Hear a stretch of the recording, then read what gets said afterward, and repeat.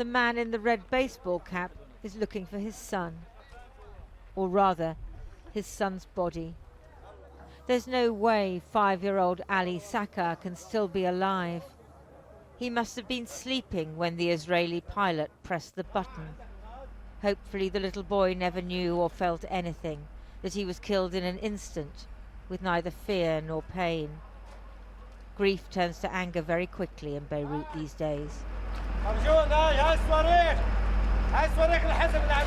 Are these Hezbollah weapons, he shouts. Tidying the toys into the sack was so ordinary yesterday. The sight of any bombing is shocking, but this one especially so.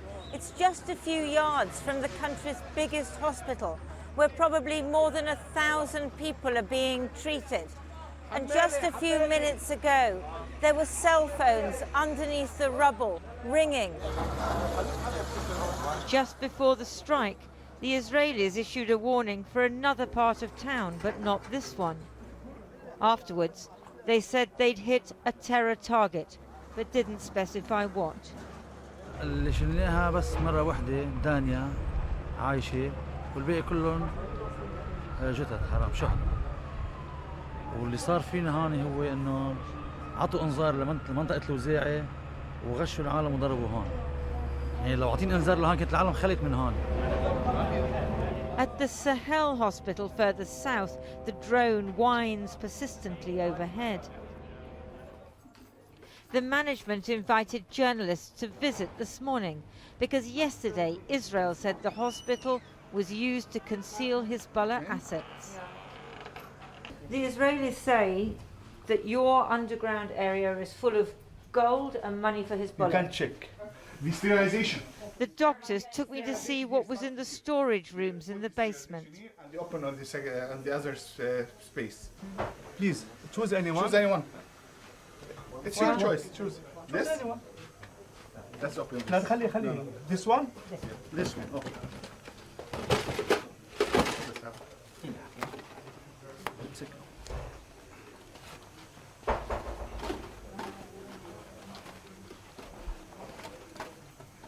Let's open. Yep. What the Israelis would say is that maybe you as a surgeon don't know what's really happening because there are tunnels underneath where Hezbollah is keeping its money and where they put their leader, and maybe you as a surgeon are completely innocent and you didn't know. I came back from France, from my specialty in France in 1991. And I'm working here since 1991, 33 years ago. I know every corner in this hospital. This is my house. I'm here every day, from the morning to the night. Later in the day, the Israelis said Hezbollah wasn't actually using the hospital, but an address nearby. But by then, the patients and staff had been evacuated. There were only 10 inpatients. Most had been transferred earlier because the area has endured so much bombing. It was a very critical situation for the patients and for our medical student staff, for everybody here, because we were astonished. It is a big lie. We took it yesterday, but we didn't believe. We left in a very quick time. You had to just go very quickly. Just out, yes, quickly. Back at the site of last night's strike, Ali's father thought he heard a mobile phone. One ring, then silence. We know how this story ends, with a tiny crushed body, a family bereft, and more Lebanese full of hatred for Israel.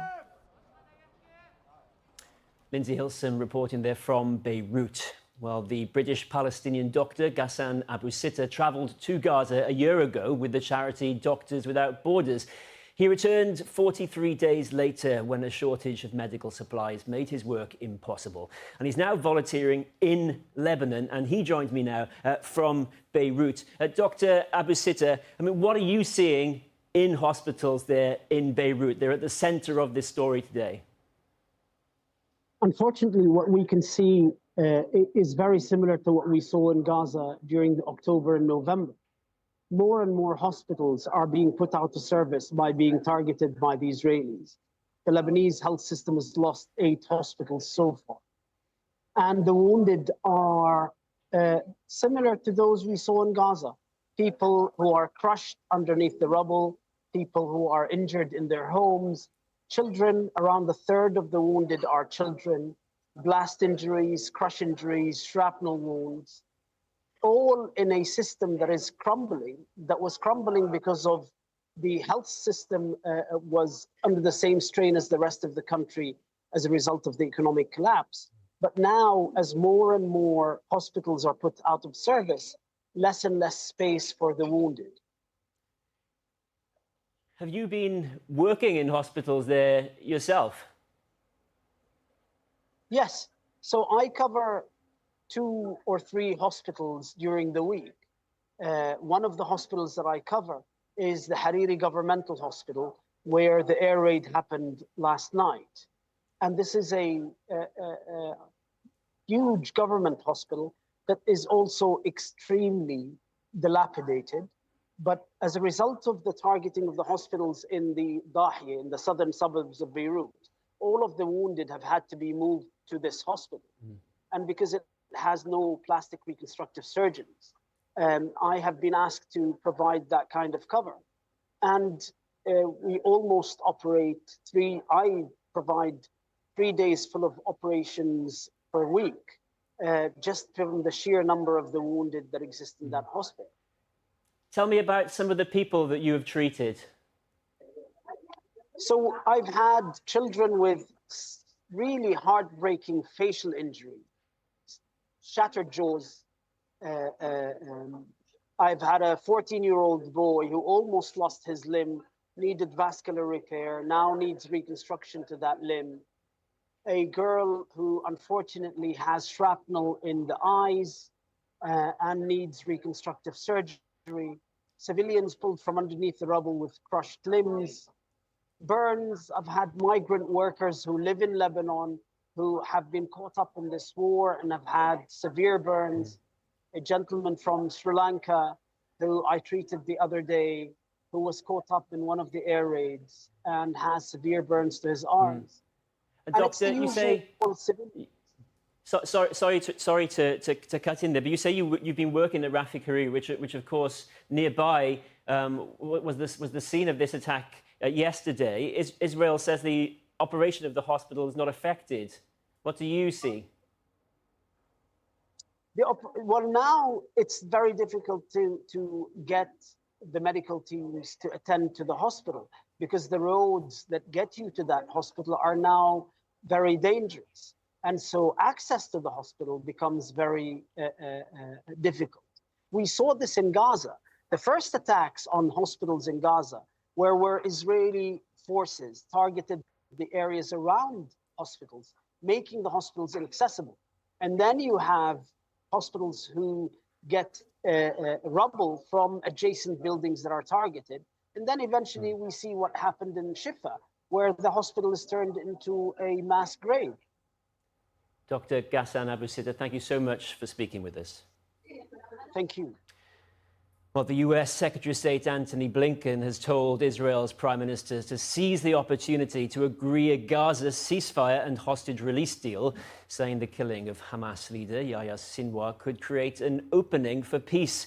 His talks with Benjamin Netanyahu were followed this evening by a meeting with the families of some of those hostages, a meeting that is still going on while scores of protesters gather outside demanding a deal. Our Foreign Affairs correspondent, Porrick O'Brien, is there for us tonight. Porrick. Kieran, Antony Blinken is meeting with the families of those hostages in the hotel behind me as we speak. Their supporters outside.